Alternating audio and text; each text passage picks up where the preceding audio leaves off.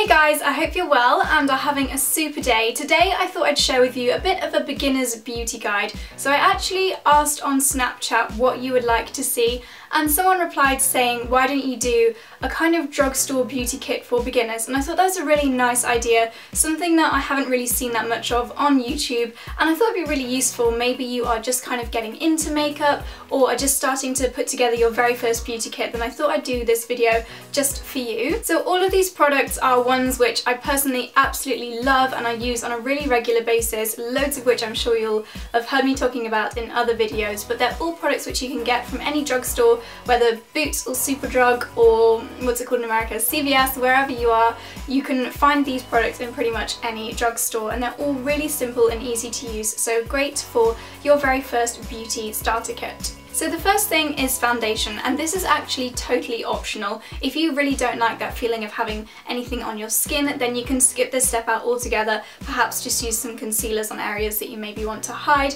But for me, I personally love a little bit of extra coverage, so I always like to start off my makeup with some foundation. If you're after something a little bit lighter, then you can go for a BB cream, a CC cream, or a tinted moisturizer. Now, I know that sounds really scary, but don't worry, they're all pretty much the same. Loads of these kind of products have SPF in them, moisturizer, primer, skin loving ingredients, so you really don't need to worry about a thorough skincare routine beforehand. And the one that I've got here is the Soap & Glory Make Yourself Youthful CC Cream. Now this is a really lovely lightweight one, almost a watery feel, so it doesn't feel like you've got too much product on your skin, which I absolutely love. And just a couple of drops of this will go a really long way without making it look as though you've got a lot of makeup on, still giving your skin a lovely finish and a nice base to build on the rest of your makeup look with.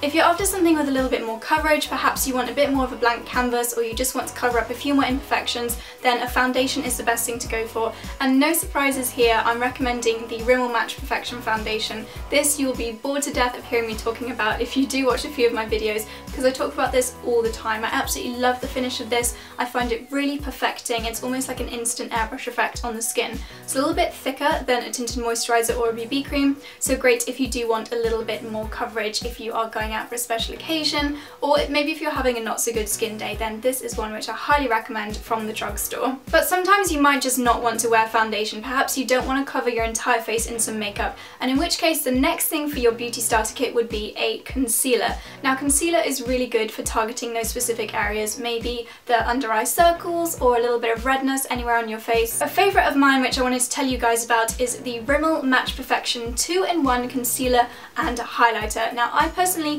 love this one because of its really creamy texture, and it blends in so easily, so whether you're using your fingers or a brush, and even if you're using it on bare skin or on top of a foundation, I just find this blends absolutely flawlessly. Now personally I use this everywhere, whether that's under the eyes or in any areas of redness, any spots. I find this a really good multitasking concealer, and apparently it's skin tone adapting, so maybe that explains why it blends so well. So definitely recommend this one, and again available in the drugstore. The highlight part of this concealer means you can do the under eye areas, you can kind of contour the nose a little bit, even use it in the shadows under the lips without having to go contour and highlight crazy, so you really do not need to be a pro when it comes to highlighter and things like that. This kind of does the job for you. And the next thing is a powder. A powder is really great at setting down all the products that you've already applied to your face. So maybe you've just put on foundation, maybe you've gone foundation, concealer, perhaps even a cream blush. Then the next thing to do is apply a powder, because it really sets it all in place and prevents your skin from getting too shiny or too oily. Personally, I would recommend a pressed powder like this one.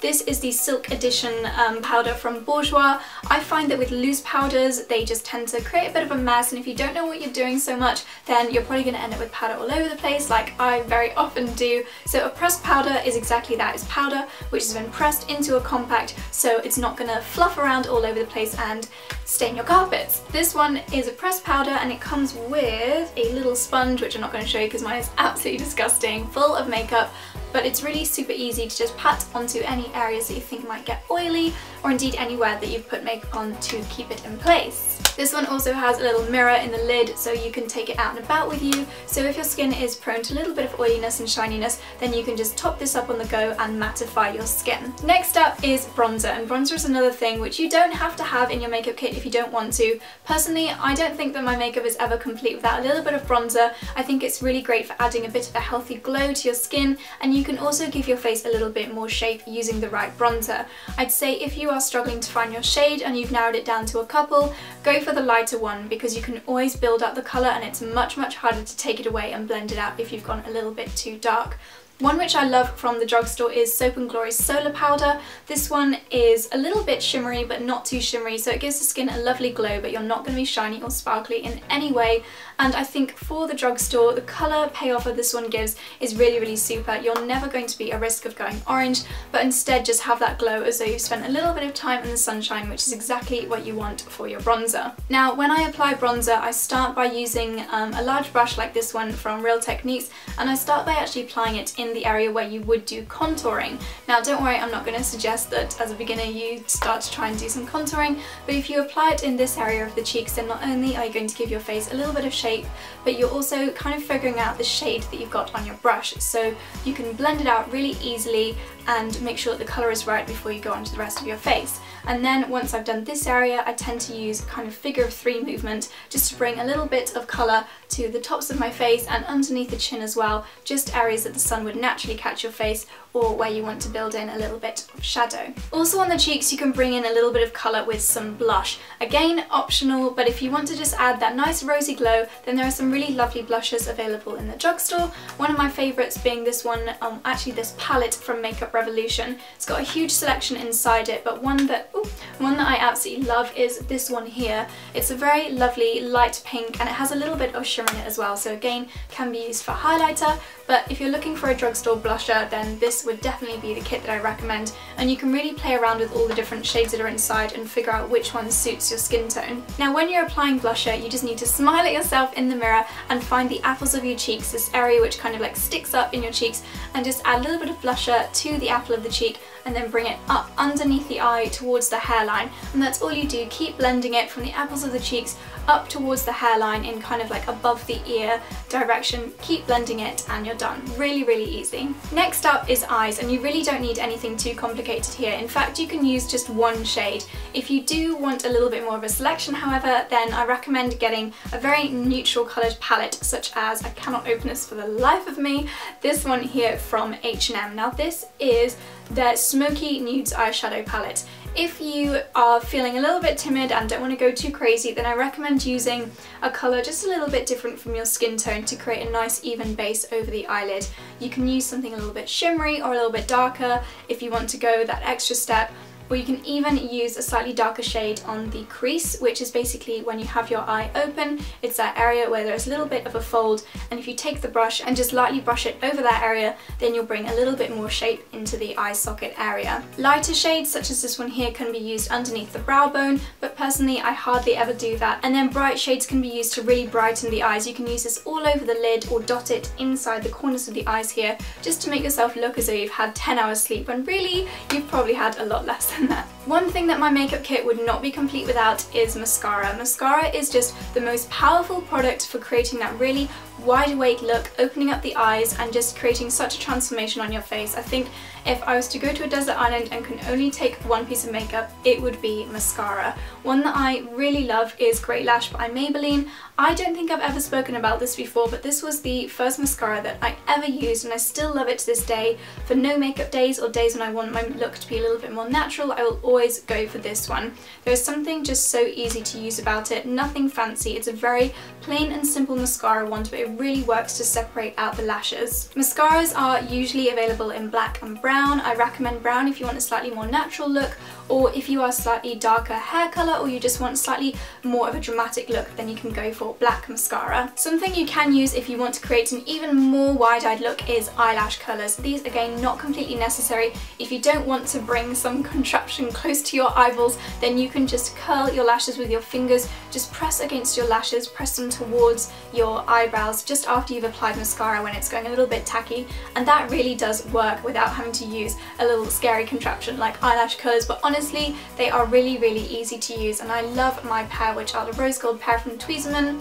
They are a lot easier to use than they look, and really not that scary at all, and I find that they make a lot of difference. So if you're looking for something to make your eyes even more wide awake and even brighter and wider open, I've already said that, then I definitely recommend some eyelash colours as well. The next thing is brows, and I actually didn't use anything on my brows for quite some time. I'd say I've only been really concerned with my brows for the past couple of years, and only since I was really in my very late teens and early 20s, but I know that brows are such a big thing these days that you probably would not dare walk out the house without doing something to your brows. So for that reason, I'm including Soap & Glory's Archery Brow Pencil in this little beauty starter kit because it's just such a natural looking colour and incredibly easy to use. So if you're just starting out with your eyebrows, then I recommend getting some type of pencil. There are brow mousses, brow gels, all kinds of things available, but for me personally, I think a pencil is the easiest type of product to use because it's so easy to just draw in or fill in any gaps or just draw in a little bit more shape into the brows. This has a felt tip pen type nib on one end, which personally I'm not the biggest fan of,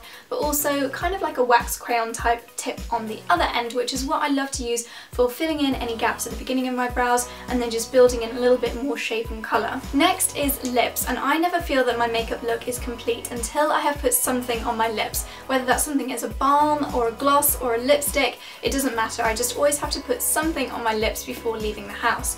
Now, my favourite thing to do, especially in the colder months, is apply a coloured balm, and I find that this is perfect because it has the benefits of a balm. You get the moisturisation, sometimes an SPF, and the healing properties of a balm, but also some colour if you go for a tinted balm. A couple of my favourites are from Carmex. They have loads of different coloured balms. I've got the light pink one and a coral one, and they really do add just a very soft hint of colour to the lips, but without being all out like a bold lipstick. If you do want something a little bit bolder, then I definitely recommend lip crayons. Lip crayons are a lot easier to apply than a lipstick because of the shape that they come in. They've got a really easy to use type nib applicator, and so you don't need a liner either because it's so easy to draw a precise shape onto your lips and then fill it in. Revlon have a really lovely colour selection here. I've got their Colour Burst Matte Balm in the shade Sultry Souffrise, and that's what I've actually got on my lips at the moment, which I think again is quite a nice easy colour to wear, so great for your very first makeup kit. And so of course you're going to need something to apply your new makeup. So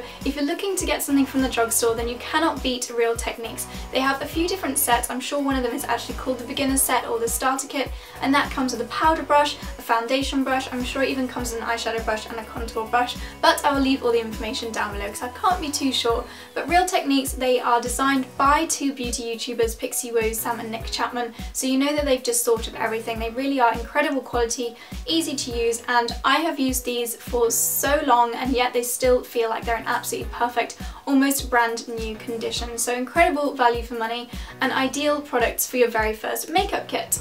Last but absolutely not least, I wanted to tell you a little bit about skincare. Now, the world of skincare is just absolutely crazy. There are so many products out there. It's so easy for it to just go completely over your head because there's just almost too much choice, but I've whittled it down to just a couple of products for your very first introduction to skincare. Firstly, a lovely, easy to use micellar water. Now, micellar water is great because it really does pull all the makeup and any imperfections out of your skin. So it's a great deep clean, but without being too harsh on the skin. And it's so easy to do. With micellar water, you don't need to get your face wet, you don't need to tie your hair back.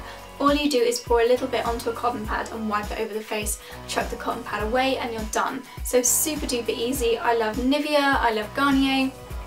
There's so many different ones out there, but this one I picked up is a Nivea Gentle Caring Micellar Water. So great if you're not sure how sensitive your skin is. You really don't want to risk your skin coming out in any kind of reaction. So go for something sensitive, and just because it's sensitive doesn't mean it's not going to work as well, because this is absolutely incredible for removing all traces of makeup, even waterproof mascara.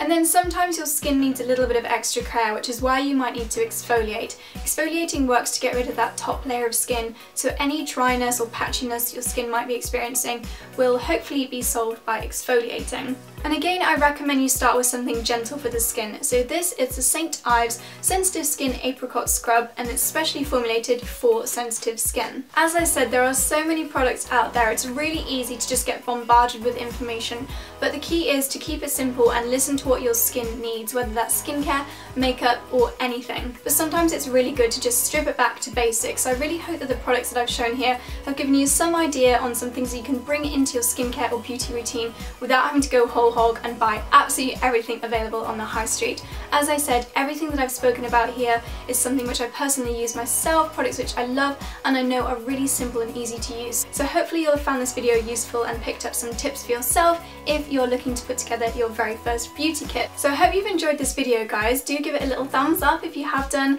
and I'm really keen to know what kind of videos you want to see more of, so do let me know in the comments if you've got any recommendations. And I also wanted to let you guys know that I'm being super active on Snapchat recently, so if you're not following me, then my username is JosieLDN, the same as my Instagram, so definitely follow me on Snapchat. I'm doing some really fun things over the next few days. You can follow me behind the scenes for some photo shoots at blogging events, and even just me walking around the house without any makeup on doing really boring stuff. So yeah, go ahead and add me on Snapchat if you are using that, and I'll leave the links to my blog and Instagram and Twitter down below. But yes, rambling aside, hope you enjoyed this video, and I'll see you in my next one. Bye bye!